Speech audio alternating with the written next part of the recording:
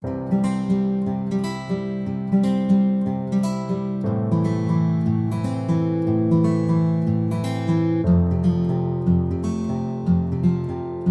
a todos, primero antes que empezar quiero disculparme que la rotación de anestesia pediátrica, como es habitual y frecuente en los residentes que pasamos por allí, ha dejado una infección viral en mí, que es bastante frecuente. Entonces me quería disculpar si tengo que tomar un poco de agua en la sesión.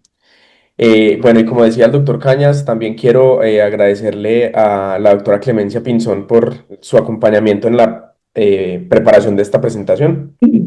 Vamos a hablar hoy de coagulopatía hereditaria y anestesia y vamos a centrarnos en el manejo del paciente con hemofilia y con enfermedad de von Willebrand. Entonces, para empezar esta charla del día de hoy, quisiera contarles una historia con el fin como de despertar un poco el interés de los asistentes y tratar, a mí pues me gusta un poco la cultura, los datos de cultura general y quiero compartirles unos datos como que históricamente tienen un importante impacto a nivel mundial. Entonces, esta persona que ven aquí en esta imagen es la reina Victoria en el Reino Unido, aproximadamente en el siglo XIX, quien según algunos historiadores y algunas referencias de la época cuentan que ella padecía de hemofilia tipo B. Si bien nosotros vamos a hablar de coagulopatías hereditarias, la reina Victoria, perdón, padecía de hemofilia tipo B y algunos genetistas que exhumaron sus restos en el 2019 dicen que sufrió una mutación espontánea de novo, pero importante es que como la hemofilia tiene una herencia autosómica recesiva, que de esto vamos a hablar un poco más adelante, las mujeres suelen ser portadores, los hombres enfermos, y la reina Victoria tuvo 9 hijos mediante matrimonios que eran estratégicos entre muchas monarquías europeas y hizo que este gen se difundiera a Rusia, a España, a Alemania, entre otros países.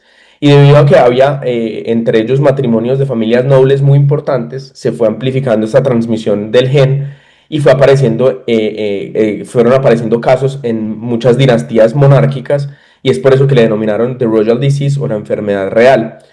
Entonces, dentro de esos 9 hijos que la reina Victoria tuvo, aparecen en la historia la nieta, que se llama Alexandra o Zarina Alexandra, quien se casó con Nicolás II de Rusia, que era un emperador ruso muy, muy, muy poderoso antes de la Primera Guerra Mundial.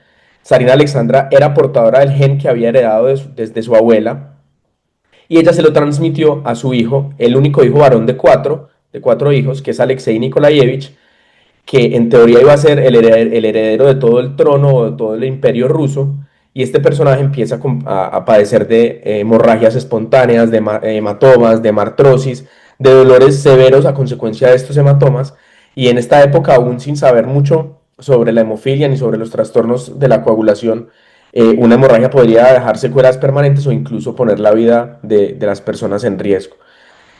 Como ya los antecesores de Sarina Alexandra habían padecido algunas hemorragias similares, pues porque viene el linaje genético desde años atrás, ella empezó a sentir mucha culpa por ver a su hijo sufriendo, la llevaron a un estado de desesperación, hizo que ella buscara ayuda fuera de la medicina tradicional de la época, que no le brindaba ninguna solución, y es allí donde aparece el tercer personaje de esta historia, que era Grigor Rasputin, era un campesino curandero místico siberiano, que tenía una muy mala reputación, no tenía ninguna profesión y muchos decían que era un charlatán con fama de muchos excesos de alcohol, excesos sexuales, entre otros.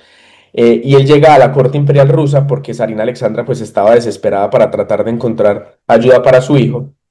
Él empieza a rezar por el niño, a tranquilizar a la familia, y lo que hacía era que suspendía las intervenciones médicas que le hacían y empezaron a ver que eso le daba resultados y que el niño empezaba a mejorar.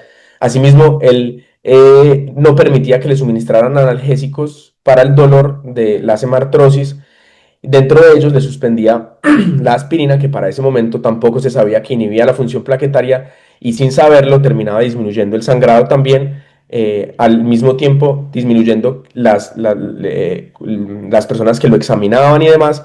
Esto hacía que se controlara como el ambiente alrededor del niño y eso hizo que él mejorara bastante de su enfermedad.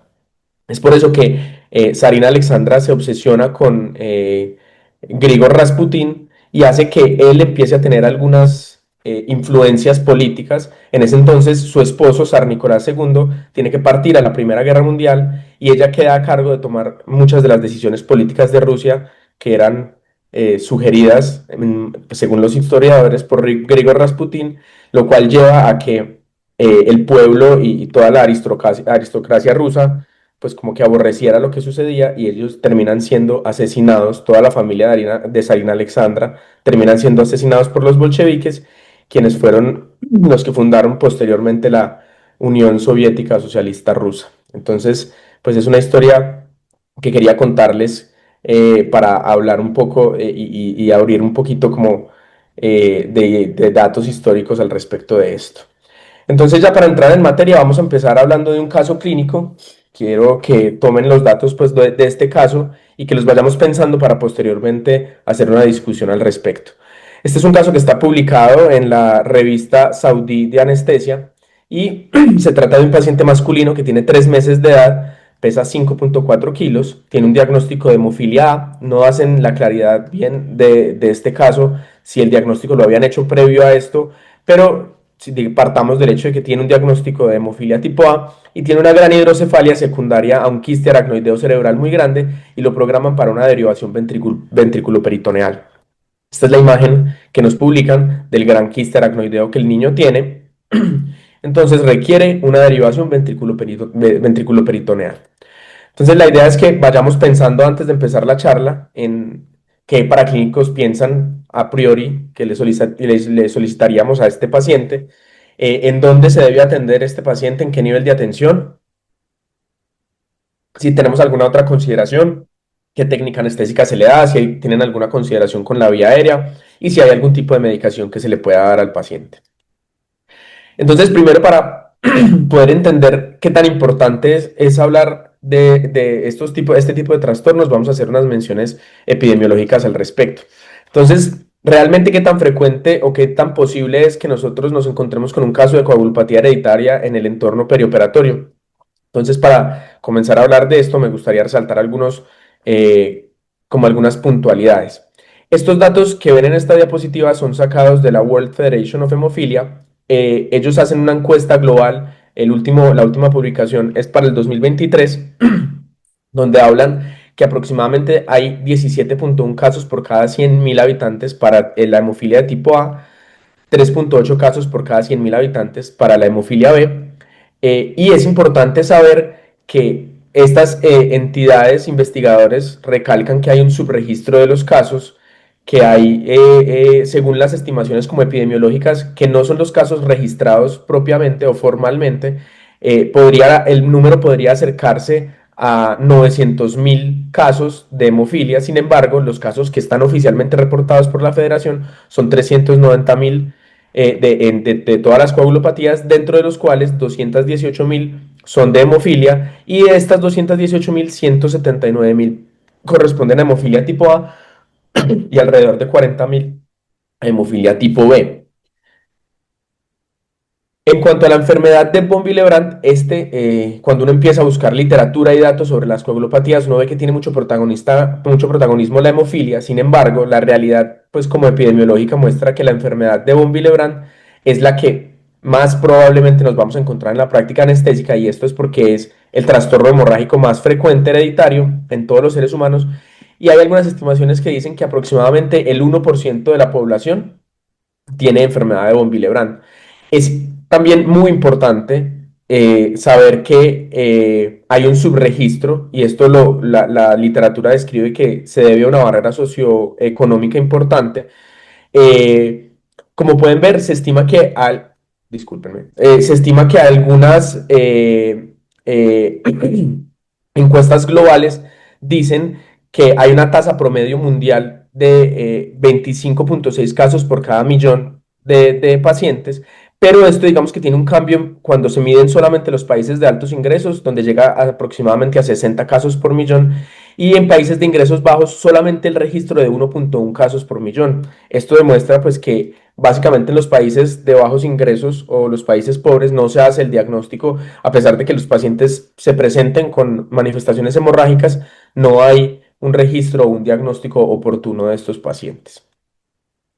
¿Qué datos tenemos para Colombia? En Colombia, la hemofilia es una de las entidades que hace parte de la cuenta de alto costo. Este es un documento que está disponible para, para la consulta de cualquier persona en la página del ministerio y es donde hacen el reporte del 2025, que es el más reciente de la situación de la hemofilia y de las coagulopatías en Colombia, que como les decía, está registrado en esta cuenta de alto costo. Entonces, según este informe, que es un informe grande, donde de hecho ellos hacen no solo las cuentas epidemiológicas de los casos de las coagulopatías en Colombia, sino que también reportan cómo se tratan estos pacientes, qué tanta cobertura tienen, qué tanta o como oportunidad en el manejo de estos pacientes existe. Y ellos dicen que en este último, que es el último reporte del 2025, reportan 7.628 casos totales de coagulopatías, dentro de los cuales 2.846 son de hemofilia A, 600 pacientes tienen hemofilia B y aproximadamente un 42% del total de las coagulopatías, la más frecuente, que es la enfermedad de von Willebrand, que se lleva 3.254 casos. Y asimismo, esta es la que mayor incidencia anual presenta, que es aproximadamente 231 ve 4,38 por cada millón de habitantes. Entonces podemos ver que sigue siendo una enfermedad que no es equiparable o no es similar a las enfermedades crónicas no transmisibles en cuanto a incidencia y a prevalencia, pero no son cifras despreciables y tenemos que entender que de ahí viene la importancia de saber abordar estos pacientes en el entorno perioperatorio. Entonces, para continuar, el punto número 4, vamos a hablar de la fisiopatología de los desórdenes de la coagulación. Y esto es porque no hay una forma en la que nosotros podamos manejar los pacientes con desórdenes de coagulación o analizar sus paraclínicos o suministrar algún tipo de tratamiento si no entendemos las bases de la enfermedad, que al final, pues esta comprensión nos va a llevar a poder como interiorizar cómo se manejan estos pacientes. Y digamos, a mí esta parte me interesó mucho cuando estaba realizando esta presentación porque si bien nosotros aprendemos en el entorno perioperatorio a manejar muchas enfermedades crónicas, nosotros no si esto fuera una charla, por ejemplo, de hipertensión, no tendríamos que hacer un énfasis muy especial en la hipertensión porque la manejamos todo el tiempo, porque todo el tiempo recordamos o sabemos de dónde viene sus daños microvasculares, sus daños macrovasculares, comprendemos la fisiopatología de una manera muy clara, pero como los trastornos de la coagulación no son tan frecuentes, muchas veces olvidamos cómo se clasifican, de dónde provienen y cuál es la naturaleza de los mismos. Es por eso que vamos a hacer un énfasis importante en la fisiopatología de estos trastornos. Entonces, este cuadro es un cuadro sencillo que establece la clasificación como fundamental de estos trastornos hemorrágicos, que se dividen en dos grandes categorías según la fase de la coagulación que estos afectan. Entonces vamos a tener trastornos de la hemostasia primaria, donde vamos a tener alteraciones que están relacionadas directamente con problemas plaquetarios y la enfermedad de von Willebrand. Estos, digamos que a grosso modo clínicamente se caracterizan porque provocan sangrados mucocutáneos, más frecuentemente pacientes que se presentan con epistaxis, sangrados mucocutáneos, petequias, hematomas, sangrados transexodoncias o las mujeres que presentan menorragias. Por otro lado, tenemos los trastornos secundarios de la coagulación, donde vamos a encontrar las deficiencias propiamente de factores que pueden ser congénitas o adquiridas, y a diferencia, digamos, de los desórdenes de la hemostasia primaria, estos suelen manifestarse con sangrados profundos, característicamente tienen sangrados musculares o sangrados articulares espontáneos, que vamos a discutir un poco más adelante, y como les decía al inicio, los trastornos congénitos de la coagulación son extensos, hay muchos trastornos de la coagulación congénitos, pero para efectos de esta revisión nos vamos a centrar entonces en la hemofilia A y B y en la enfermedad de von Willebrand. En cuanto a la enfermedad de von Willebrand, vamos a encontrar que hay tipo 1, tipo 2 y tipo 3 que vamos a hablar más adelante. Y si ustedes ven acá, tenemos que la enfermedad de von Willebrand se clasifica en los desórdenes primarios de la hemostasia, pero la tipo 3 de esta entidad se clasifica como un desorden secundario de la hemostasia y más adelante veremos por qué.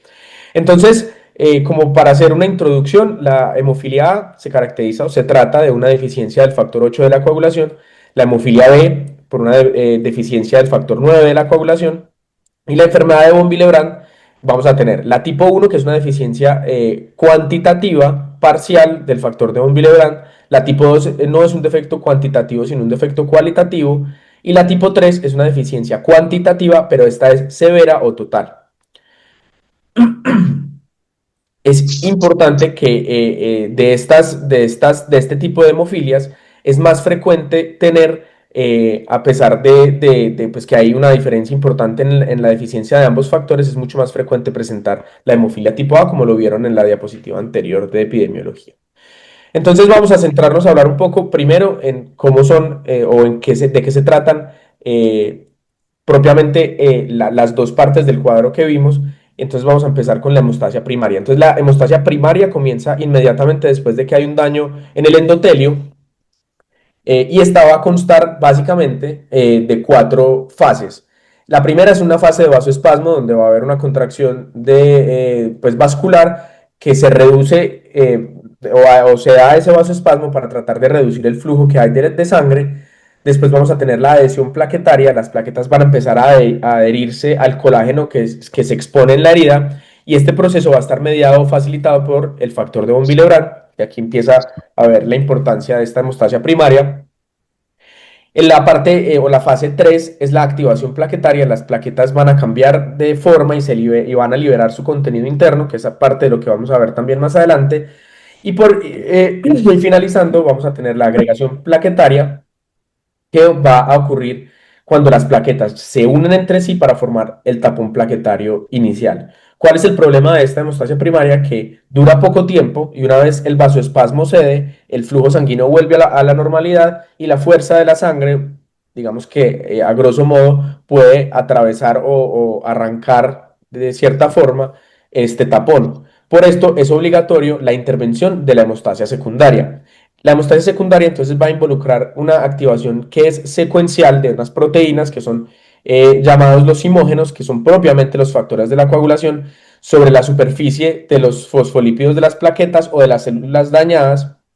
Y el objetivo que tiene esto es tratar de llegar a una red de fibrina que tenga unos enlaces fuertes para actuar como cemento y estabilizar o reforzar permanentemente ese tapón plaquetario que se había producido anteriormente. Entonces es importante saber que a lo largo de los años este proceso se ha venido esquematizando, este proceso de hemostasia secundaria se ha venido esquematizando de dos formas. Una, que es el modelo clásico para entender cómo se dan las pruebas de laboratorio, que es el modelo in vitro, y la otra, que es un modelo celular un poco más moderno, que explica cómo pasa toda esta cascada biológicamente en el cuerpo, que es el modelo in vivo. Entonces vamos a tener aquí lo que todos aprendimos hace algunos años, y es la clásica cascada de la coagulación, que inicialmente se conocía y que corresponde a lo que les decía, al modelo in vitro. Básicamente este es el modelo como en el laboratorio se entiende la coagulación. Entonces, esta cascada clásica de la coagulación va a iniciar, pues, o tenemos dos partes, la vía intrínseca que va a agrupar los factores de contacto, que son el quininógeno de alto peso molecular, la precalicreína, el factor 12, el factor 11, el factor 9 y el factor 8. Aquí vemos pues como la importancia como lo veníamos hablando de la hemofilia en el factor 8 y el factor 9. Y aquí vemos cómo se da la representación de la prolongación de los tiempos de coagulación, que para la hemofilia vamos a tener una prolongación del TPT. Luego viene la vía extrínseca, que básicamente la vía extrínseca va a agrupar principalmente el factor 7 de la coagulación y esta se va a evaluar mediante el TP o el INR. Pues claramente esto tiene un trasfondo mucho más grande, mucho más complejo, pero pues en aras del tiempo no nos deteneremos a explicar. Pero para que tengamos como punto de partida qué se evalúa con cada uno de los componentes de los tiempos de coagulación. Seguido de esto viene la vía común, donde van a converger la vía intrínseca y la vía extrínseca, y aquí se va a dar la activación del factor 5, del factor 10 y del factor 2, que es la protrombina, para culminar en la transformación de fibrinógeno posteriormente a fibrina, y así se va a dar como la formación del coágulo propiamente dicha. Y esta es como finalizando, la nueva cascada de la coagulación o el modelo celular in vivo, donde los avances propiamente han ido demostrando que la coagulación no ocurre en una vía aislada, como lo veíamos en la vía intrínseca y la vía extrínseca, sino que aquí vamos a tener unas fases que son dinámicas y que son dependientes entre sí. Entonces vamos a tener como primera medida la iniciación, la fase de iniciación, donde hay o existe una lesión vascular. Cuando se expone el endotelio se va a liberar factor tisular que se va a unir al factor 7 y va a formar un complejo de estos dos que se llama el complejo de factor tisular y factor 7. Este complejo lo que va a hacer es que va a activar el factor 9 y va a activar el factor 10.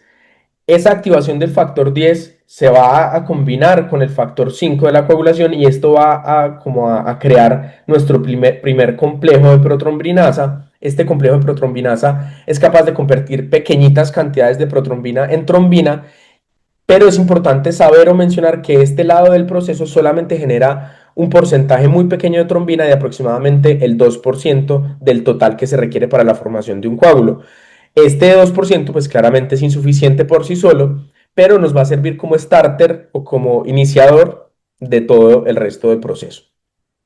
Luego viene entonces la amplificación, es la segunda fase. La amplificación es que se va a coger esa pequeña, esa pequeña cantidad de fibrina que se produjo en la iniciación y a través de un mecanismo de feedback o de retroalimentación positiva, su función propiamente no va a ser formar más fibrina, sino que va a ser preparar el terreno, activar las plaquetas y preparar los factores 5, 8 y 11 para lo que sigue, que es la propagación. Y la propagación es como el punto más importante que tenemos que entender de toda esta cascada, porque aquí es donde encontramos las afectaciones que se dan en la hemofilia. Esto va a ocurrir sobre la superficie de las plaquetas que ya están activadas, y entonces lo que vamos a tener es que el factor 9 activado se va a unir al factor 8 y van a formar un complejo muy poderoso que se llama el complejo tenasa.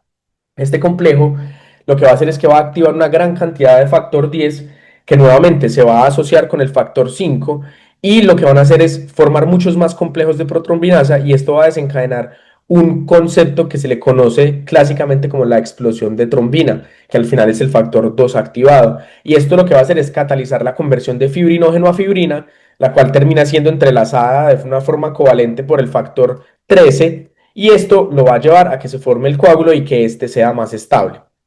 Aquí, entonces, como lo más importante es que como se requiere del factor 10 de manera masiva para poder generar esa explosión de trombina que les decía, lo que veíamos que el factor 8 y el 9 deben unirse para formar el complejo tenasa y si nosotros no tenemos factor 8 o factor 9, pues vamos a tener las deficiencias que caracterizan a la hemofilia.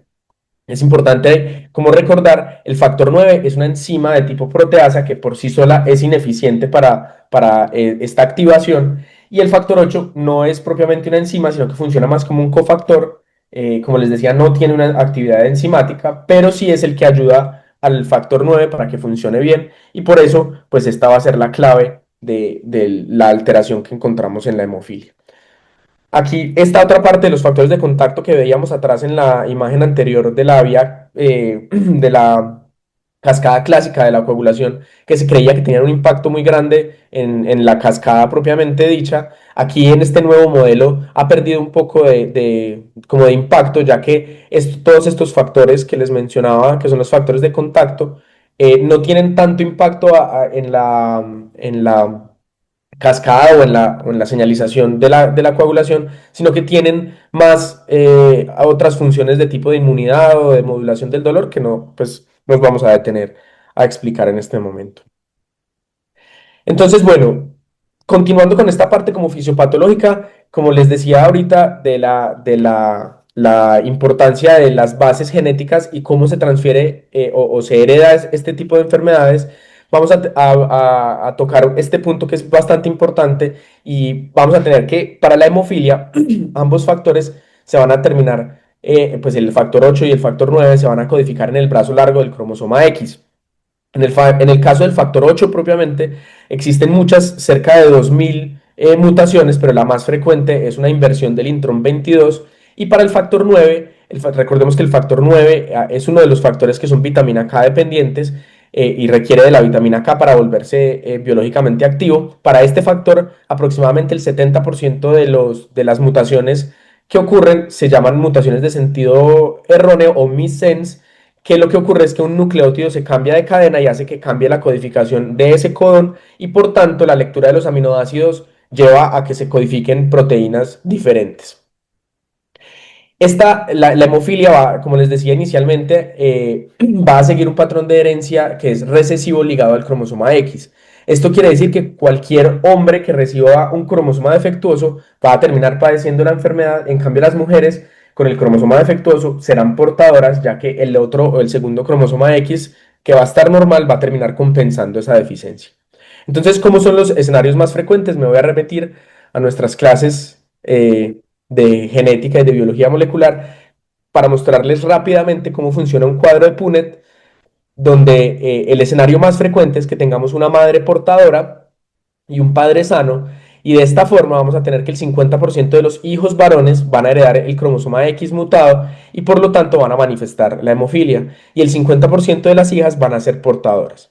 Otro de los escenarios también muy frecuentes, discúlpenme, es tener una madre sana con un padre que tenga hemofilia. De esta manera, ninguno de los hijos hombres van a tener hemofilia porque el sexo masculino lo determina el padre aportando el cromosoma Y. O sea que el cromosoma X va a provenir de la madre. Y por el contrario, el 100% de las mujeres van a ser portadoras porque el padre deberá pasar el único cromosoma X que tiene que viene defectuoso, por tanto, van a ser portadoras. Y un escenario raro, pero que puede llegar a pasar, es que el padre sea hemofílico enfermo y que la madre sea portadora. En este escenario, entonces, lo que vamos a tener es que el padre va a heredar su X afectado a las hijas, por lo que decíamos ahorita que solo les puede pasar su X enfermo, y la madre, al ser portadora, va a tener uno sano y uno alterado de los cromosomas y puede transmitir cualquiera de los dos. Es por eso que las probabilidades van a ser 25% de que sea una mujer portadora, 25% de que sea una mujer enferma y 25% de que sea un hombre sano y 25% de que sea un hombre enfermo. Esta es una de las formas de las que una mujer puede tener la enfermedad manifestada como enfermedad, pero no es la única. También existen otro tipo como de posibilidades para que tengamos una mujer con enfermedad, con hemofilia, y estas pueden ser, por ejemplo, que tenga un síndrome de Turner, que recordemos que el síndrome de Turner se caracteriza por una monosomía del cromosoma X y pues si este X está afectado, pues manifestará la enfermedad. Y por último hay otro fenómeno que es raro, pero que puede llegar a suceder y es llamado una inactivación sesgada del cromosoma X. En este, por error genético, se apaga el cromosoma X que está sano y por tanto solamente va a quedar la posibilidad de que se exprese el cromosoma X que está afectado. Bueno, y en cuanto a las bases genéticas de la enfermedad de von Willebrand, pues primero antes de hablar de esto quería como traer a colación para poder hablar más de esta enfermedad y es que rápidamente el factor de von Willebrand tiene tres funciones. Estas funciones van a ser, la primera va a ser una adhesión plaquetaria primaria que sirve como puente para que las plaquetas se adhieran al subendotelio. Lo que hace esto es que se puedan unir a la glicoproteína de superficie, que es la 1B95. La función número 2 es la agregación plaquetaria propiamente, y es donde ayuda a las plaquetas a agruparse entre sí, uniéndose junto con el fibrinógeno a la glicoproteína plaquetaria, que es la 2B3A, diana terapéutica, como lo sabemos, de muchos medicamentos que se utilizan en enfermedad cardiovascular. Y por último, eh, eh, la, el, esta función, que es la última que les digo, pero no menos importante, y es la protección del factor 8. Se une a él, lo estabiliza y lo protege de ser degradado. Esta función en específico, quiero que la guarden pues que la tengan muy presente, porque hace parte de la razón por la cual se trata, como vamos a ver que se trata la enfermedad de von Willebrand. Genéticamente, la enfermedad del factor de von Willebrand se va a localizar en el brazo corto del cromosoma 12 y es importante saber que en el endotelio el factor se va a liberar al plasma, pero también se va a almacenar en unas estructuras que se llaman los cuerpos de Weibel-Palade para poder secretarse en alguna situación donde se presente un sangrado o se presente estrés. Y también se va a almacenar en las plaquetas en los gránulos alfa. También es bastante importante este elemento que les cuento acá, que son los cuerpos de Weibel-Palade. Bueno, ¿y qué patrón de herencia tiene? La enfermedad de von Willebrand, especialmente la tipo 1 y la tipo 2, tienen una herencia autosómica dominante que tiene una penetrancia y una expresión incompletas, lo cual quiere decir que al heredar el gen no siempre significa que tendrán síntomas graves y identificar la mutación en específico pues es un reto y los estudios solamente encuentran esa mutación en un 60, aproximadamente en un 60% de los pacientes. Es por esto que no se recomienda de rutina hacer pruebas genéticas para la clínica y se recomiendan solamente para escenarios de investigación.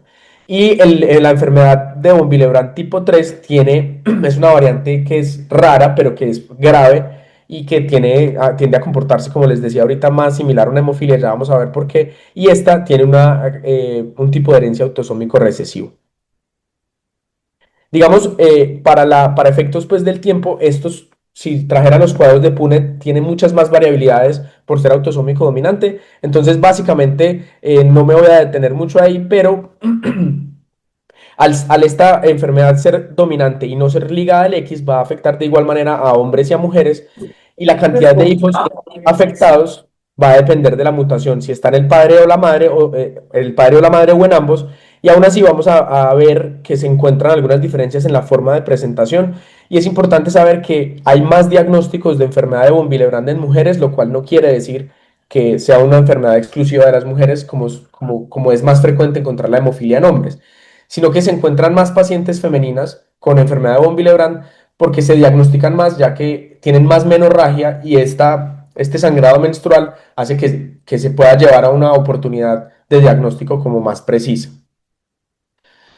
Bueno, vamos a continuar entonces ahora con el diagnóstico y la clasificación y algunas características clínicas.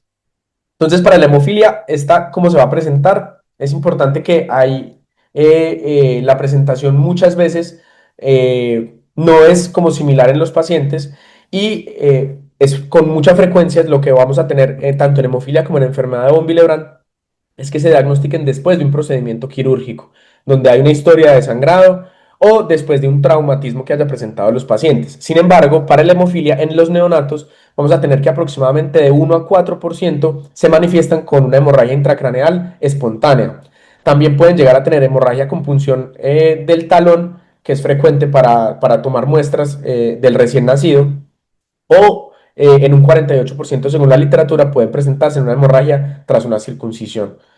En la infancia y en la adultez lo que vamos a tener es hemartrosis, que principalmente se da en rodillas, es como lo más frecuente que se encuentra, y también se puede dar en codos o en tobillos, y estas hemartrosis van a llevar a una artropatía hemofílica, que es una de las presentaciones más incapacitantes, ya que esto va a llegar a que se dé como una rigidez de las extremidades y al mismo tiempo va a haber una destrucción de la misma, por lo cual va a llevar a la limitación de la movilidad y a ser como la causante de gran parte de la discapacidad de este tipo de pacientes.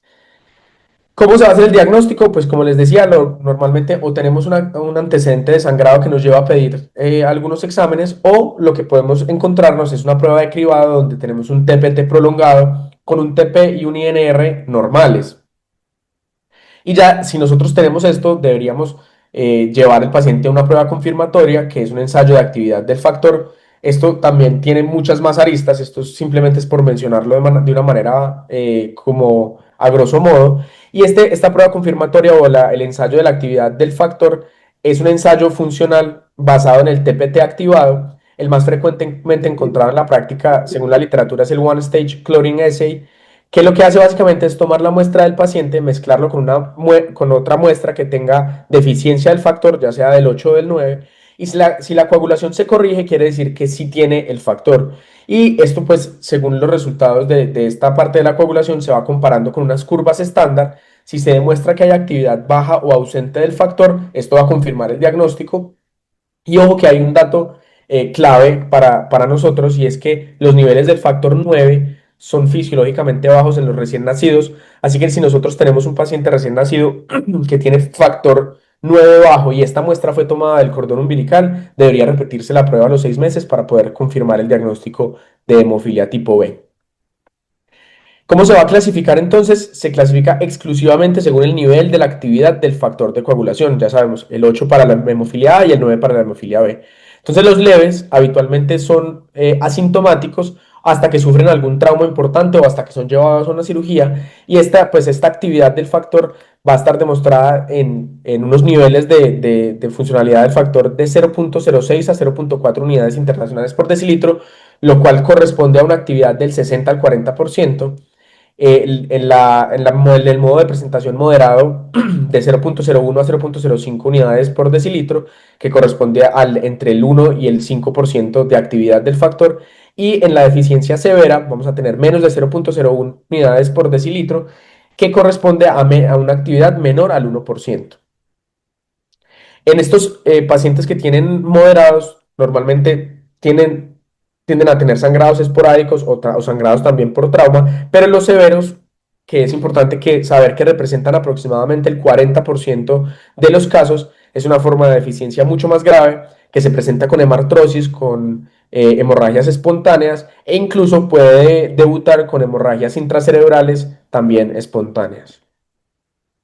Para la enfermedad de von Willebrand vamos a tener que el modo de presentación general, en términos generales, es más leve que la hemofilia.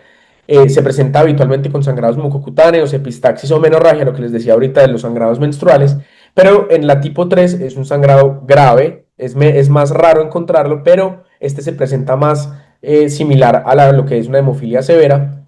Si ustedes recuerdan lo que hablamos, la enfermedad de von Willebrand es una es una coagulopatía de la hemostasia primaria. Sin embargo, la tipo 3 hace parte de los trastornos de hemostasia secundaria y es porque termina comportándose propiamente u ocasionando una verdadera hemofilia.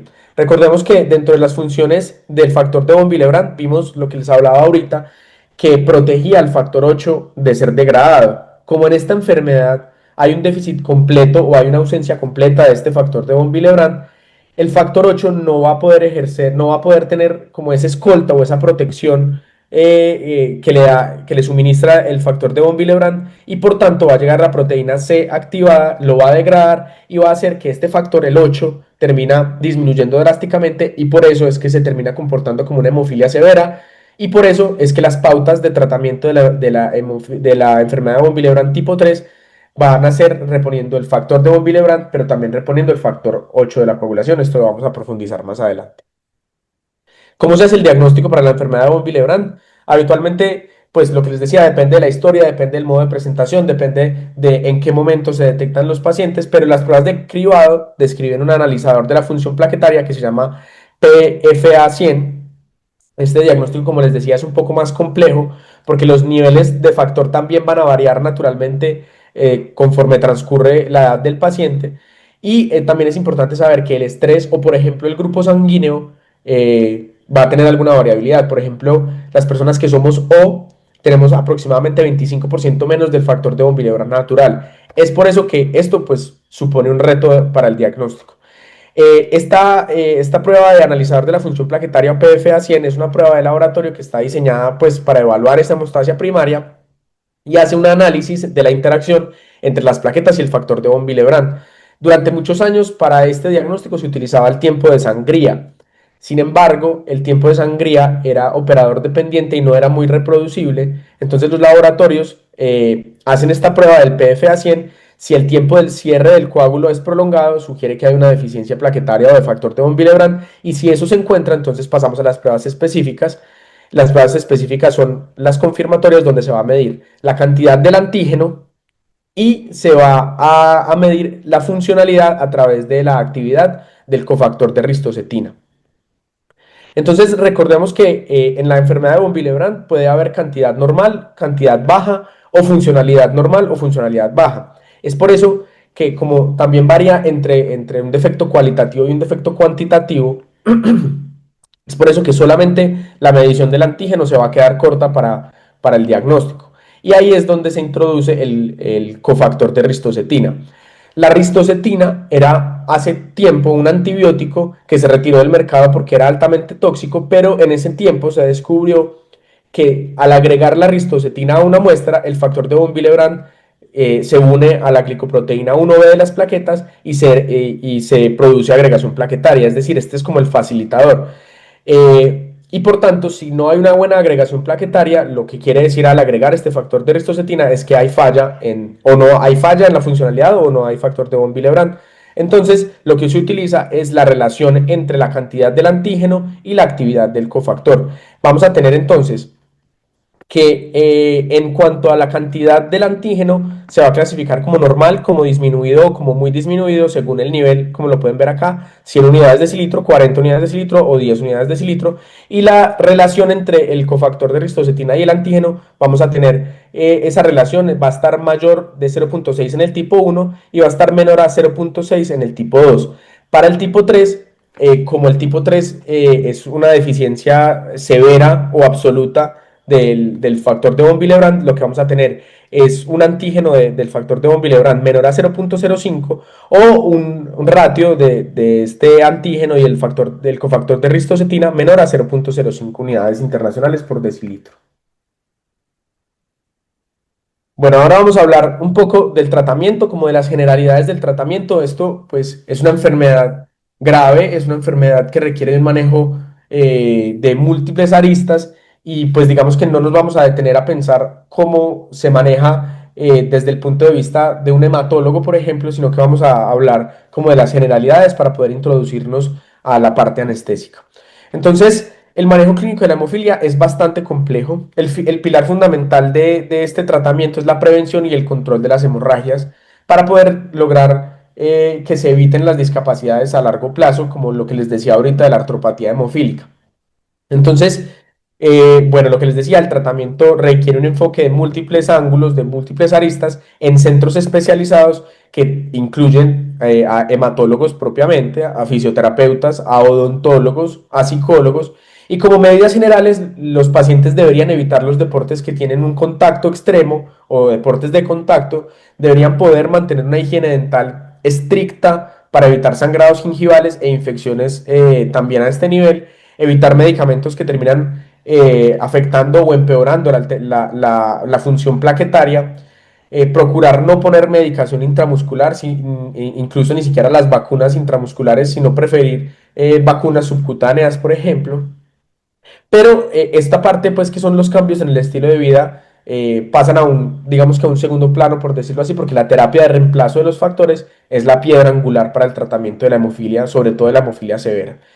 Eh, hace algún tiempo solamente se daba tratamiento con el reemplazo de los factores en los pacientes que presentaban algún tipo de sangrado o que iban a ir a algún tipo de cirugía. Sin embargo, conforme han avanzado los tratamientos y como los avances en salud pública, se ha demostrado que dar tratamiento profiláctico regular, que de hecho hay varios esquemas que suelen iniciar antes de los 2 años, se administran dosis altas, por ejemplo en días alternos para la hemofilia A o 2 veces por semana para la hemofilia B. Esto ha terminado como impactando mucho más en estos pacientes, previniendo que haya complicaciones y dándoles una mejor expectativa y calidad de vida. Entonces ahora, pues la idea es hacer profilaxis con los factores según el tipo de hemofilia que tengan, según la severidad de las mismas y según las manifestaciones hemorrágicas que haya tenido.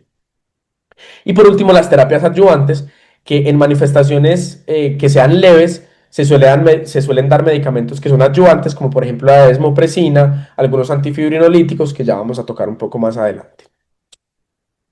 En cuanto a la enfermedad de von Willebrand, el primer punto, que es el abordaje multidisciplinario, lo comparte de igual manera con la hemofilia. Aquí pues también se incluye la educación al paciente y a los padres. Y la desmopresina en la enfermedad de von Willebrand es uno de los pilares o de las piedras angulares del tratamiento de esta enfermedad de von Willebrand. Lo que se hace es que se estimula la liberación del factor de von Willebrand. Ya les voy a explicar un poco más de esto. Se dice que aproximadamente el 80% de los pacientes responden a la desmopresina. Pero hay que tener una claridad que vamos a repetir también, y es que en la tipo 3 no se debería utilizar, además pues que no tiene una buena actividad. Otro de los pilares es el tratamiento hormonal, la terapia hormonal. Por ejemplo, en las mujeres la terapia hormonal estrogénica es valiosa debido a que en muchos pacientes, como les decía, la principal manifestación es la menorragia. Entonces aquí es donde entran los anticonceptivos orales que pueden disminuir el sangrado menstrual, e incluso en cuanto a esta terapia hormonal se han probado algunas pomadas de estrógenos para aplicarse intranasal, con lo cual se ha visto que estos estrógenos nasales en pacientes que tienen epistaxis recurrentes terminan dando muy buenos resultados.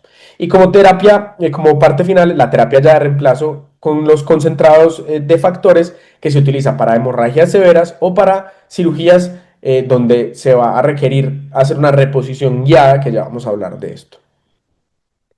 Entonces, ya habiendo hablado de estos pilares del tratamiento como general de estos pacientes que tienen alteraciones en la coagulación, vamos a hablar un poco entonces ahora de lo que nos concierne más, tras haber entendido todo el proceso fisiopatológico y de tratamiento general, vamos a hablar del abordaje anestésico, donde vamos a tener unas consideraciones preoperatorias, unas consideraciones intraoperatorias y unas posoperatorias.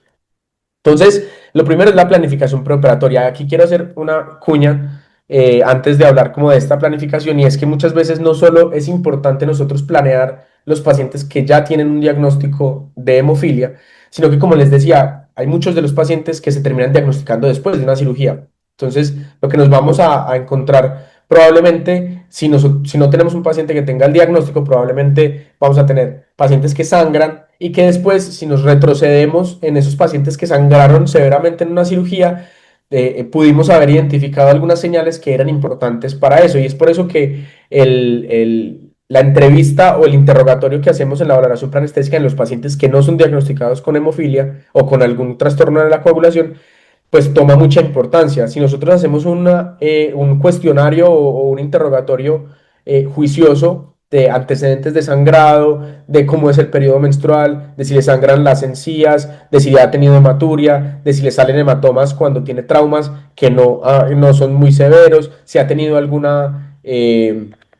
sangrado articular o si ha tenido cualquier otra manifestación de sangrado, y si nosotros guiamos este interrogatorio, incluso podríamos evitar o prevenir un sangrado perioperatorio mayor. Ya una vez tenemos un paciente que tenga diagnóstico de alguna de estas coagulopatías, tenemos que hacer una adecuada planeación preoperatoria, y para esto vamos a tener estos pilares importantes. Lo primero, la institución.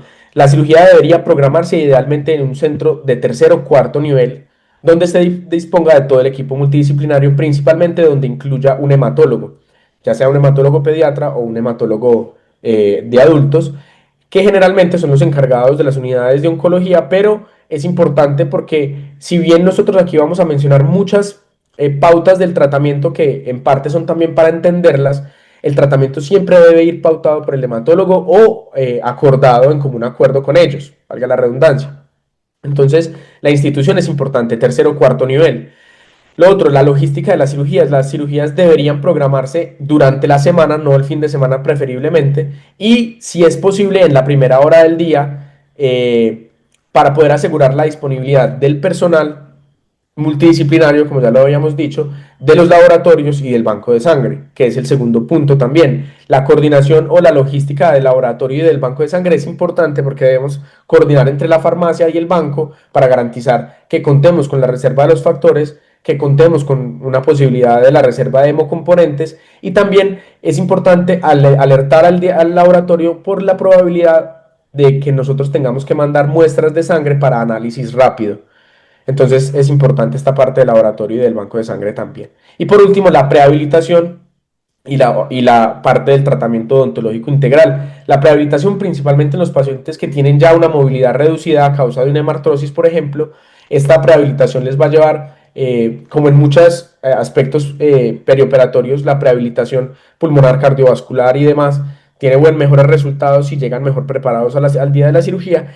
Y que los pacientes que tengan antecedente o que tengan un diagnóstico de enfermedad gingival o que hayan tenido sangrado gingival, que sean valorados por odontología, que tengan una buena higiene dental y que se descarten infecciones que puedan comprometer al final los desenlaces desde el punto de vista odontológico, pues es bastante importante. Ya propiamente para hablar del manejo farmacológico o de la reposición de los factores para la hemofilia, como les decía, esto es básicamente para que nosotros conozcamos los esquemas que existen, pero deben ser en común acuerdo con hematología.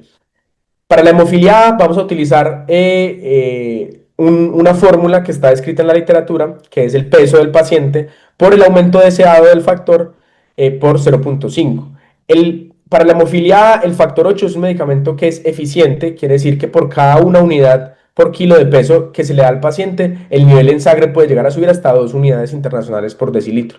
Para la hemofilia B, que la fórmula, como pueden ver, es la misma, pero sin multiplicarlo por 0.5, esto se debe a que este factor se diluye un poco más en el cuerpo, tiene una biodisponibilidad menor, y por cada unidad por kilo de peso que le pongamos al paciente, los niveles en sangre van a subir aproximadamente entre 0,8 y 1 unidad por decilitro.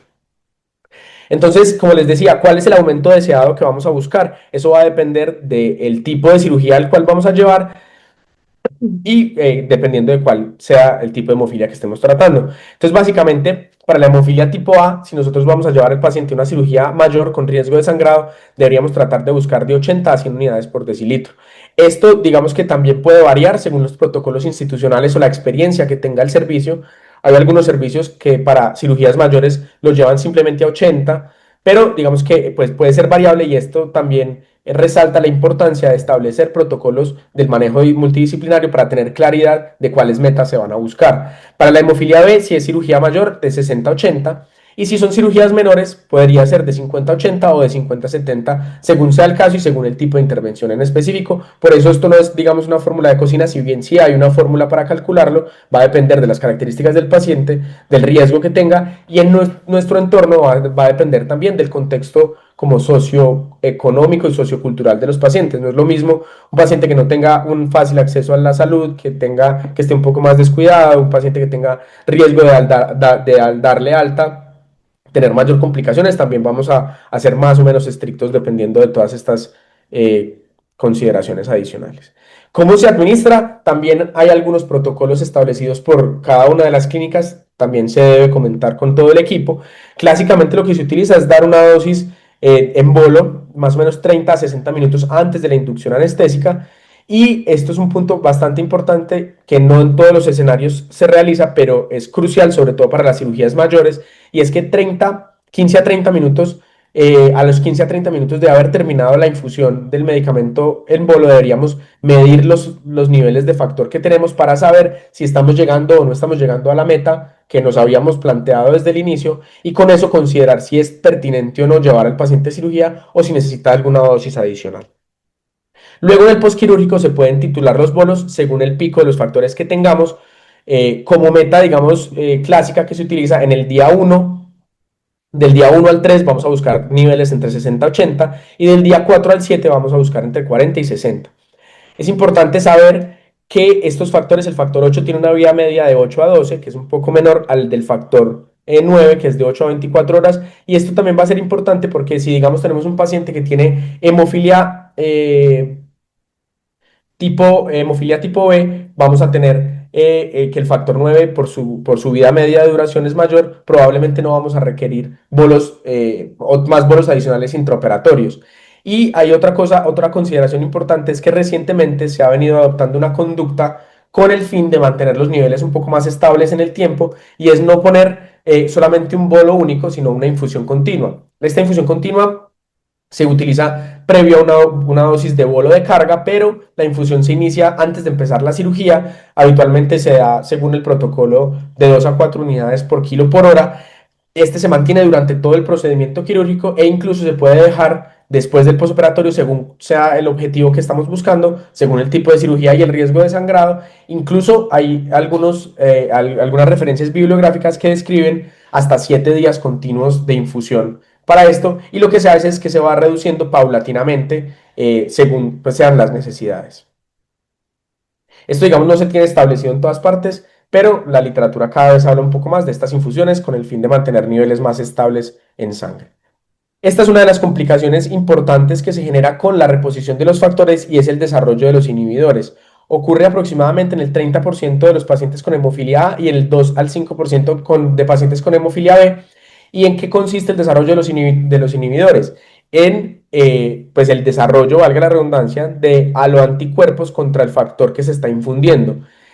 Esto, digamos, es una complicación importante porque el paciente, a pesar de que se le está reponiendo los factores, estos inhibidores van a hacer que el paciente termine sangrando.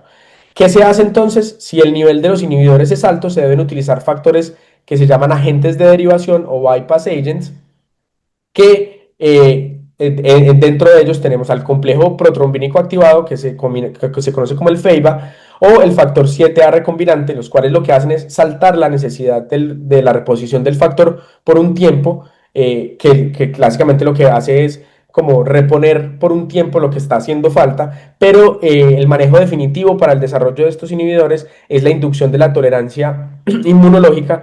Para erradicar esos aloanticuerpos, lo que se hace es exponer al paciente a dosis masivas del factor al que está haciendo reacción para que el sistema inmunitario se acostumbre y deje de atacarlo, básicamente, como a grosso modo. Para el manejo farmacológico de la enfermedad de von Willebrand, entonces vamos a tener que este se maneja según el tipo de deficiencia que nosotros tengamos. Entonces, esta reposición para el tipo 1, la desmopresina va a ser la terapia de primera línea. Entonces, ya ahora sí hablando de esta parte de la desmopresina, recordemos que la desmopresina es un análogo sintético de la vasopresina que tiene acción en los receptores B2 endoteliales. Lo que hace es inducir a la exocitosis de los cuerpos de Weibel-Palade, que fueron los que les dije ahorita que era donde se almacenaba este factor de von Willebrand, y lo que hace es hacer que que este factor que se encuentra ahí almacenado en estos cuerpos de Weibel-Palade se libere al espacio intravascular de manera, pues como en cantidades grandes. Es importante saber que la desmopresina, según la disponibilidad que tengamos en el hospital, se puede aplicar incluso por vía nasal. Y hay una cosa muy importante para que tengamos en cuenta, y es que la administración de dosis repetidas de desmopresina va a hacer que estos cuerpos de Weibel-Palade se vacíen esas reservas. Y lo que va a hacer es que provoca un agotamiento o una taquifilaxia en un corto periodo de tiempo, y es por eso que la administración más allá de 3 a 5 días termina siendo ineficaz, y es por eso ir midiendo o monitoreando rigurosamente los niveles del factor que vamos necesitando, porque si esto sucede vamos a terminar haciendo la transición a la reposición con concentrados del factor para poder mantener la hemostasia si es el caso necesario.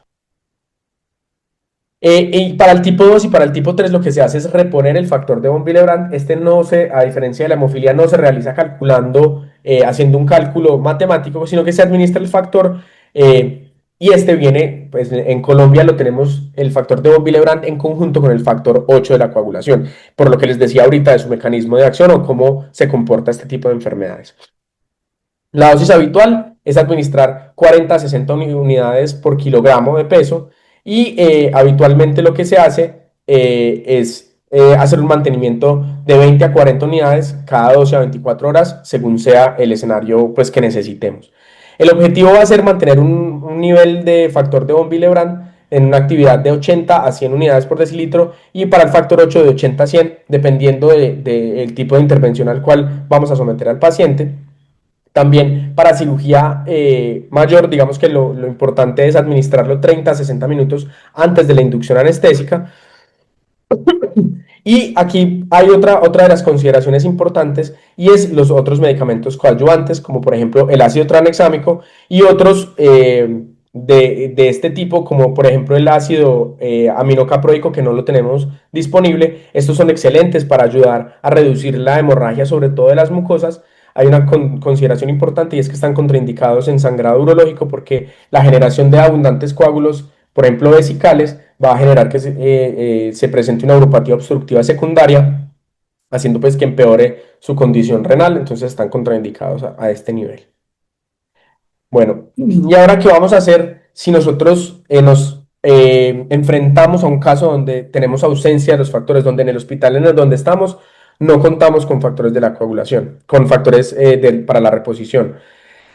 Aquí hay que hacer una como aclaración, y es que debemos estar en una institución, por eso es una institución de tercer o cuarto nivel, si vamos a llevar al paciente a una cirugía programada, y en esa institución debemos contar con el servicio de hematología y con los factores para poder llevar a ese paciente a cirugía. Sin embargo, en un escenario donde nos veamos enfrentados a un caso emergente, estamos en un centro donde no contamos con los factores, entonces tenemos que mirar a ver de qué otras alternativas podemos echar mano. Entonces, para la hemofilia A tenemos como opciones: el plasma fresco congelado contiene factor 8, pero en concentraciones muy bajas. Se dice que aproximadamente una unidad internacional por mililitro de plasma fresco congelado. O sea que es muy poquito, y se van a requerir volúmenes muy grandes para poder alcanzar niveles terapéuticos, con el riesgo de que se presente una sobrecarga de volumen. Es por eso que no es recomendado nunca como primera línea, pero podría usarse si no hay otra alternativa. Otra opción es utilizar crioprecipitado. El crioprecipitado pues normalmente viene enriquecido de factor 8, de factor de von Willebrand, de fibronectina y de fibrinógeno. tiene un poquito más de concentración de factor 8 que el plasma fresco congelado, pero también se necesitan múltiples unidades para poder alcanzar niveles hemostáticos verdaderamente. Este pues no está recomendado oficialmente para la hemofilia A ni para la hemofilia B, pero es preferible al plasma fresco congelado cuando no tengamos disponibilidad de los factores. Para hemofilia B, en cuanto al plasma fresco congelado, contiene factor 9, pero tiene una limitación importante y es que la concentración es aún más baja que lo que es para el factor 8, o sea, casi no tiene nada de factor 9, por lo cual se van a requerir volúmenes masivos, mucho mayores de plasma para poder llegar a niveles hemostáticos y es por eso que no se recomienda su utilización. Tenemos otra opción y es los concentrados de complejos protrombínicos. Estos contienen factor 9 y contienen algunos otros factores de los que son factores vitamina K dependientes. Es una alternativa, digamos que aceptable cuando no contemos con el factor específico. Y en cuanto a la enfermedad de von Willebrand, una de las opciones es utilizar crioprecipitado que contiene cantidades relativamente mejores de factor 8 y como les decía para la hemofilia A, y también de factor de von Willebrand, pero nuevamente la misma limitación que les decía que se requieren múltiples unidades para poder llegar a un punto hemostático y se reserva solamente cuando no tengamos factor de von Willebrand. Para el plasma fresco congelado tiene la misma limitación, no se recomienda del todo, solamente si nosotros tenemos una limitación pues como grave de estos hemocomponentes. Y por último tenemos la transfusión plaquetaria, que podría llegar a ser útil si nosotros tenemos un sangrado prolongado a pesar del tratamiento que estamos dando, ya que el factor de von Willebrand está presente dentro de las plaquetas que nosotros le transfundimos al paciente. Entonces podría ser una medida, digamos que entre comillas, desesperada si tenemos un paciente que está sangrando. ¿Qué hacemos entonces si tenemos una hemorragia intraoperatoria? Pues lo que les decía, el pilar fundamental va a ser la reposición de los factores. Para eso, si nosotros contamos con estos factores, tenemos que tener unas metas terapéuticas en hemorragia y va a ser lo que les decía. Si tenemos hemofilia, que el factor que estamos reponiendo esté entre 80 y 100 todo el tiempo hasta que tengamos un control quirúrgico del sangrado. Para el factor de von Willebrand, en cuanto al ratio de antígeno y el cofactor de ristocetina, vamos a buscar más de 0,6 unidades por decilitro. Y en cuanto al factor 8 y al factor de von Willebrand aislados, tener al menos más de 50. Hay algunas discrepancias según la literatura donde se lea. Se dice que con 50 podríamos llegar a alcanzar un objetivo hemostático. Hay otras fuentes que hablan de 60 o incluso de 80 unidades por decilitro. En hemorragia aguda no deberíamos utilizar desmopresina y concomitantemente a esta reposición ya debemos manejar los otros hemocomponentes como lo hacemos habitualmente en los otros pacientes. Si es necesario activar un protocolo de transfusión masiva y siempre como estos pacientes pues van a tender a sangrar mucho más, la recomendación es guiar estas transfusiones con pruebas viscoelásticas. Y lo otro, pues obviamente con todos los pacientes deberíamos tratar de normalizar los parámetros fisiológicos, y manejar la transfusión ya digamos de una manera estándar asociada a la primera línea de tratamiento que son la reposición de los factores. En cuanto a las consideraciones anestésicas que tenemos, para la vía aérea deberíamos evitar la intubación nasal, sobre todo para los casos odontológicos o para los casos de otorrino cuando necesitamos acceder por esta vía, tienden a sangrar mucho, la mucosa nasal es muy frágil, entonces las recomendaciones son evitar la intubación nasal. Siempre tener una muy buena lubricación a la hora de manejar la vía aérea. Como primera línea, si bien ya los protocolos de vía aérea en todos los escenarios recomiendan como primera elección la videolaringoscopia, aquí pues mucho más para tratar de ser más gentil con los tejidos, para tratar de traumatizar menos las mucosas de la vía aérea, un adecuado posicionamiento que nos ayude a que el paciente no tenga áreas de zona de presión y no vayamos a empeorar un sangrado muscular o un sangrado articular. Y ahí la literatura recomienda que se evite la succinilcolina. Esto es por el riesgo que hay, que realmente es un riesgo teórico, pero no queremos llegar a confirmarlo, y es el riesgo que hay de que las fasciculaciones lleguen a causar hemartrosis o hematomas intramusculares con este movimiento de la fasciculación de la succinilcolina. ¿Qué hay en cuanto a la anestesia neuroaxial y la anestesia regional? Anteriormente, pues decía que la anestesia neuroaxial y los bloqueos de nervio periférico estaban completamente contraindicados en estos pacientes. Ahora, si nosotros hemos hecho una adecuada reposición de los factores, si tenemos un nivel de factor para hemofilia mayor a 50 o un nivel de factor de von Willebrand de 0,5 a 1,5 unidades internacionales por mililitro, Esto nos da como el chance de que se pueda hacer bloqueos neuroaxiales y bloqueos de nervio periférico. No existen propiamente estudios clínicos aleatorizados, pero son recomendaciones de expertos que hay acerca en las guías disponibles de que si nosotros tenemos un nivel seguro para la cirugía, debería ser seguro también para acceder tanto al neuroeje como a los bloqueos de nervio periférico. Claramente, digamos, por ejemplo, los accesos epidurales van a conferir mayor riesgo de hematoma, deberíamos ser mucho más estrictos con la medición, pero no está completamente contraindicado. Y es importante saber que el catéter debe retirarse lo más rápido que sea posible y se deben garantizar que los niveles de los factores estén en metas todo el tiempo que se tenga, desde la colocación, todo el tiempo del mantenimiento del catéter y también cuando se vaya a hacer el retiro del mismo. E incluso hay algunas referencias que dicen que se debe mantener ese nivel de factor en metas hasta 24 horas después de haber retirado el catéter peridural. ¿Qué recomendaciones nos dan para estos bloqueos neuroaxiales y bloqueos de nervio periférico? Que siempre lo realice el operador más entrenado con el fin de que se minimicen los intentos. La anestesia espinal, preferir técnicas medianas y no paramedianas. Que se utilice guía ecográfica incluso para la técnica neuroaxial si tenemos una espalda difícil o que si simplemente queremos acceder con una punción única y si se tiene el entrenamiento en la guía ecográfica, hacer uso de ella. Preferir, siempre y cuando sea posible, los bloqueos que sean en zonas compresibles, utilizar para los accesos neuroaxiales las agujas de menor calibre posible y, como les decía, que se minimicen los intentos. ¿Qué consideraciones vamos a tener en el posoperatorio?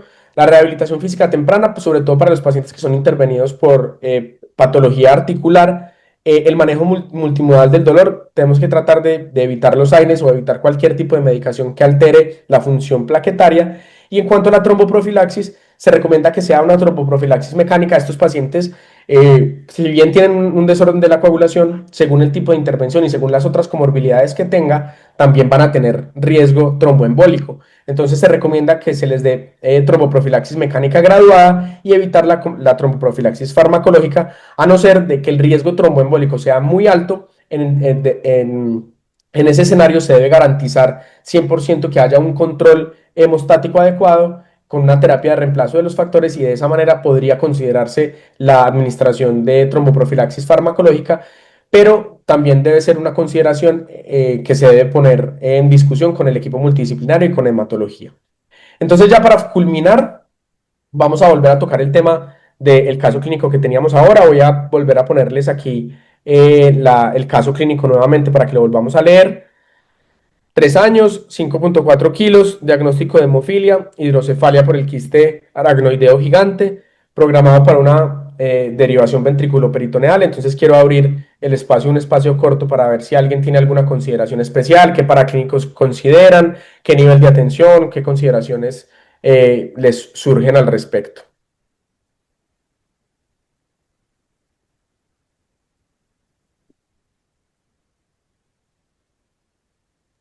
Hola Nico, buenas noches.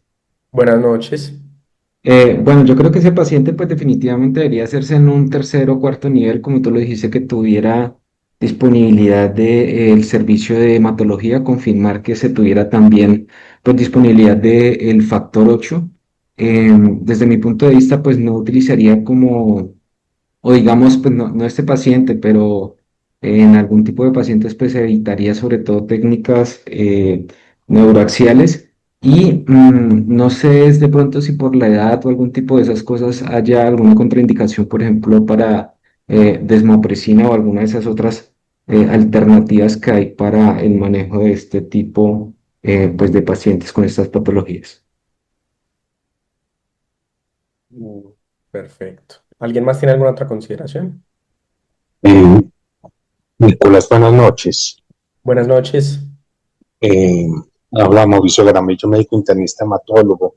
Oíste, siempre para cirugía hay que tener una consideración y está por las guías de la Federación Mundial de Hemofilia y es que el paciente que pele inhibidor contrafactor.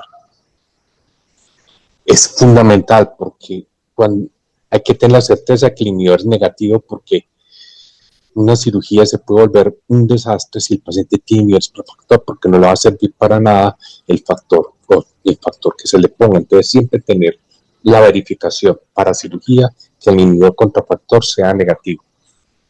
Ese era mi aporte.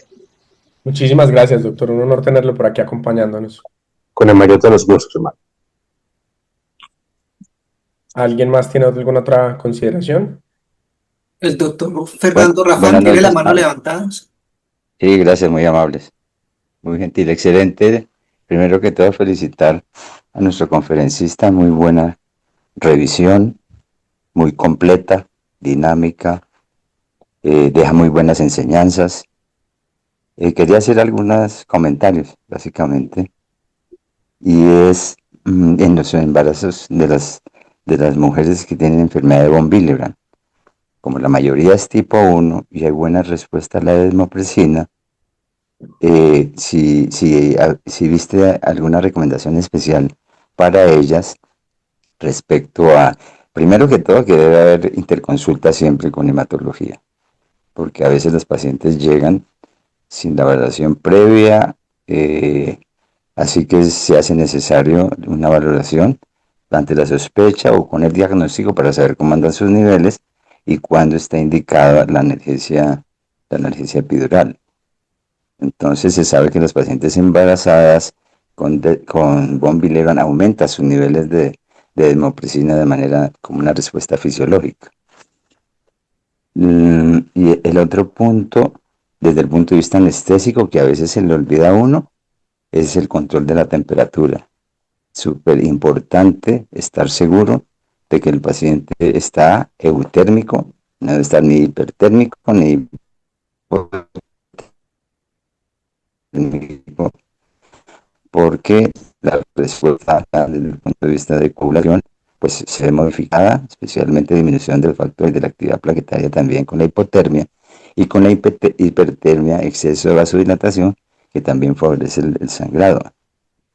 Y por último, la interpretación del trombolastograma en los pacientes que tienen enfermedad de von Willebrand, más frecuente el tipo 1, donde la trombolastografía es normal, porque como es una prueba in vitro, donde no se puede evaluar la relación o interacción que hay entre la plaqueta y el endotelio, usualmente la trombolastografía es negativa. Es decir, está normal, si no se ve efecto de la anticoagulación que tienen estos pacientes con enfermedad de von Willebrand, así que toca estar pendientes de eso también en la valoración, especialmente en esos casos que el paciente sangra y uno no encuentra cuál es la causa, se descarta la hipotermia, la deficiencia del factor 14, que es muy importante, ¿no? Que es el carpo del cirujano. Si uno descarta que el paciente no tiene ni hipotermia y desde el punto de vista mecánico no se encuentra el sangrado y se sospecha una enfermedad de von Willebrand, es una trombolastografía y está normal, hay que pensar que el paciente tiene una enfermedad de von Willebrand. Nuevamente, mis felicitaciones por la excelente revisión. Muy amable, Doc, muchas gracias. Bueno, para continuar entonces, para finalizar ya la presentación, entonces, pues muchas gracias a todos los que dieron aportes. Efectivamente, sería bueno atender a este paciente en un tercer o cuarto nivel de atención. Y lo que el artículo del reporte del caso nos menciona es que le habían solicitado a este paciente unos tiempos de coagulación donde encontramos un TPT de 137 segundos y una actividad del factor 8 menor al 4%. Lo que realizaron ellos para ese momento, guiado o pautado por hematología, fue una profilaxis con 270 unidades de factor 8, 40 minutos antes de empezar la cirugía. Con eso se logró confirmar que había un cambio en el TPT a 55 segundos. Ya en cuanto al manejo anestésico, ellos utilizaron abordaron la vía aérea con un videolaringoscopio, dieron un manejo integral hemodinámico donde controlaron estrictamente todos los signos vitales, evitando picos de hipertensión, tratando de mantener las condiciones hemodinámicas lo más cerca a lo normal que se pudiera. Y en el posoperatorio, ellos realizan el traslado del paciente a la unidad de cuidado intensivo pediátrico. Claramente las intervenciones, sobre todo las neurointervenciones en pacientes con estos desórdenes de la coagulación, requieren una vigilancia estricta y le suministraron factor 8 cada 12 horas por 4 días, culminando así una hemostasia correcta sin ningún tipo de complicaciones. Al cuarto día el paciente tenía un nivel del factor 8 de 60% y una hemoglobina de aproximadamente 11 gramos por decilitro y fue dado de alta con éxito para este manejo que requirió el paciente. Quería entonces cerrar con unas conclusiones rápidas. Número uno, la programación óptima, lo que les decía, programarse al inicio de la semana, garantizar que se tenga la disponibilidad del personal y de tanto del personal humano como de los recursos también físicos. El manejo de la vía aérea lo más gentil posible, tratar de preferir la videolaringoscopia, prevenir los traumatismos y las hemorragias de las mucosas, mantener para la anestesia neuroaxial los niveles adecuados de factor, para tanto para la colocación como para el retiro. Las estrategias de reposición perioperatoria, ya sea por infusión o por bolo, sean definidos en conjunto con hematología y que se desarrollen protocolos en cada una de las instituciones donde estamos pues laborando. Y para finalizar, el arsenal farmacológico adyuvante como la desmopresina es una herramienta importante también para la hemofilia y la enfermedad de von Willebrand tipo 1. Recordar que no funciona en la enfermedad de von Willebrand tipo 3 ni en la hemofilia B tampoco. Y los antifibrinolíticos como el ácido tranexámico son excepcionales pues como para controlar los sangrados de las mucosas, están contraindicados también en presencia de hematuria. Bueno, eso es todo lo que tengo para contarles el día de hoy. Muchas gracias a todos por la atención, por la participación. Aquí les dejo un QR con los recursos bibliográficos donde están, pues, donde tomé todos los datos de esta charla y hay algunos adicionales. Quería compartirles parte de nuestro equipo, faltan un par de compañeros, pero es parte de nuestro equipo en nuestro reciente actividad o congreso del programa. Y este es mi correo por si alguien tiene alguna duda o quiere algún recurso adicional. Muchas gracias a todos y agradecerle también a la doctora Pinzón por su asesoría y por su ayuda en esta charla. Muchas gracias. Bueno, pues felicitaciones, Nicolás, muy buena la presentación. Viendo aquí las preguntas que hay en el chat, una de Juan Pablo López. Hola, buenas noches, tengo una duda. ¿Qué tan frecuentemente se deben medir los niveles de factor para hacer modificaciones al manejo? En especial cuando más cerca está la cirugía. ¿Qué le podríamos responder, Nicolás? Bueno, pues voy a responder según lo que he estado revisando, si alguna otra persona presente también nos ayuda con las respuestas. Lo que dice la literatura es que se debe iniciar la reposición de los factores previo a la cirugía, aproximadamente una hora antes del procedimiento quirúrgico y aproximadamente 15 minutos después de terminar la infusión de los factores, se debería verificar para tener claridad de que es seguro llevar a ese paciente al procedimiento quirúrgico. Ya dependiendo en el intraoperatorio, dependiendo si es, digamos, por ejemplo, hemofilia A o hemofilia B, según lo que les decía del tiempo de vida media de estos factores, probablemente no sea necesario, por lo menos en el intraoperatorio, pero va a ser necesario conforme se siguen administrando dosis, por ejemplo, en el posoperatorio, según el riesgo de sangrado que tenga este paciente y según el plan que nosotros tengamos de reposición por cuántos días más vamos a tenerlo y qué metas vamos a buscar. Entonces, por ejemplo, si el paciente va a hospitalización o a la UCI y el día siguiente le vamos a volver a poner factor, deberíamos estar monitorizando diariamente que esos niveles que nosotros estamos buscando se cumplan. Entonces, pues digamos como para terminar esa parte de la respuesta, quería volver a esta diapositiva donde pueden ver que la vida media del factor 8 es de 8 a 12 horas, por lo tanto si lo medimos una vez, por ejemplo antes de la cirugía, probablemente si la cirugía dura menos de 8 a 12 horas no va a ser necesario por lo menos repetir la prueba intraoperatoriamente, pero después de 12 horas, por eso normalmente se repone el factor y después se deja cada 12 horas una nueva reposición, también hace parte de esta vida media, entonces según eso se podría hacer el control de estos factores en el posoperatorio. Bueno, la doctora Gloria tiene la mano levantada. Sí, buenas noches. Bueno, yo soy Gloria Ramos, bacterióloga clínica, especialista en hemostasia. A mí me parece bien importante, primero, pues clasificar al paciente, ¿no? La responsabilidad del laboratorio está en clasificar la severidad, porque fíjense ustedes que en el caso que presenta el doctor es menos de 4, pero menos de 4 puede ser 3.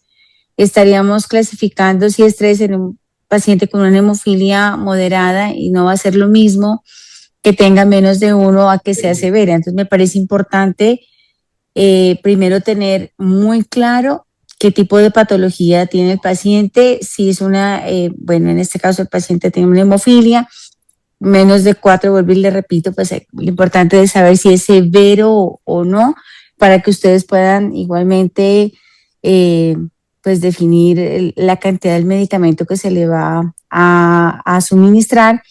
Eso me parece, y me uno también al aporte que hizo el doctor Jaramillo, porque si ya tiene 3 años, seguramente este paciente ya estaba diagnosticado, ya ha recibido estar en profilaxis, y la titulación de los inhibidores es de vital importancia también en este caso. Eso era, muchas gracias y felicitaciones, doctor, por la presentación. Muchísimas gracias por el aporte también.